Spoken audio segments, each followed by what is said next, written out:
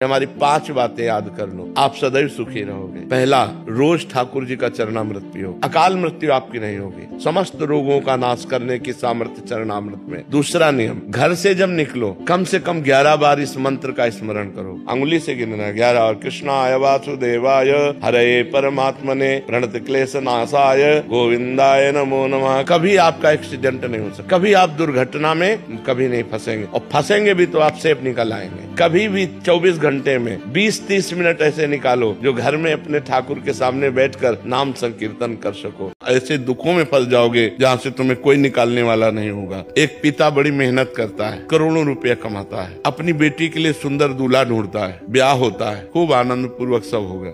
इसके बाद कुछ दिनों में दूल्हा मर जाता है, बेटी फिर घर आ जाती है। अब इस समस्या का क्या समाधान? करोड़ों रुपए कमाए, करोड़ों लगा दिए, सब मंगल हुआ, अब प्रारब्ध भोग ऐसा पलटा वो फिर घर आके बैठ गई। अब उसका क्या उपाय? अब उसके ऊपर पूरा बोझा, दिमाग में अशांति, अब जीवन भर अशांति। ये इसीलिए कहते भगवान का नाम जप करो, आप सुखी रहो और अपने परिवार का मंगल करो।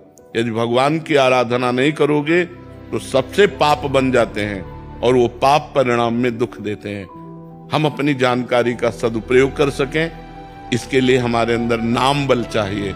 राधा राधा, कृष्ण कृष्ण, राम राम, जो नाम प्रिय लगे वो खूब नाम जपना चाहिए। जीना सीखो, संघर्ष से लड़ना सीखो, संघर्ष करो, जिंदगी से लड़ना सीखो, हारना नहीं। सच्ची मानो ये मनुष्य जन्म है, हम अविनाशी हैं, परमात्मा के अंश, दहाड़ना सीखो, हर कष्ट को गले लगाना सीखो, हर संघर्ष को रौंदना सीखो।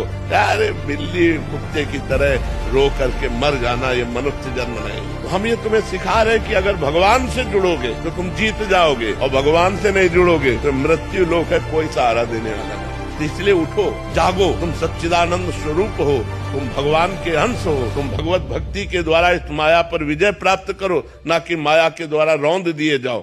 चौथी बात, 11 दंडवत रोज नियम ले लो। ठाकुर जी घर में जो विराजमान है, कृष्ण को जो प्रणाम करता है उसका पुनर्जन्म नहीं होता। ये हमारी बातें याद कर लो। पहली बात, रोज चरणामृत। दूसरी बात, घर से निकलने के पहले 11 बार कृष्णाय वासुदेवाय इस मंत्र का जाप करो। तीसरी बात, नाम संकीर्तन 20-30 मिनट अपने घर में करो, जितना आनंद पूर्वक खुद डूब करके नाम संकीर्तन करो। चौथी बात, भगवान को 11 साष्टांग दंडवत करो। और 5वीं बात, वृंदावन की रज ले जाओ, जरा सी रज माथे पे रखी रहनी चाहिए, अपने बालों के बीच में जरा सी रज। फिर आप अपने जीवन को देख लेना, कितना मंगलमय जीवन होता है, कितना आपको पॉजिटिव विचार आते हैं, कितने आप दुख संकट से निवृत्त हो जाओगे। आप मान लो मेरी बात, लोग किसी के आशीर्वाद पर भरोसा करते हैं, हम कह रहे हैं आशीर्वाद का आशीर्वाद हम दे रहे हैं। ये 5 बातें मान लो हमारी।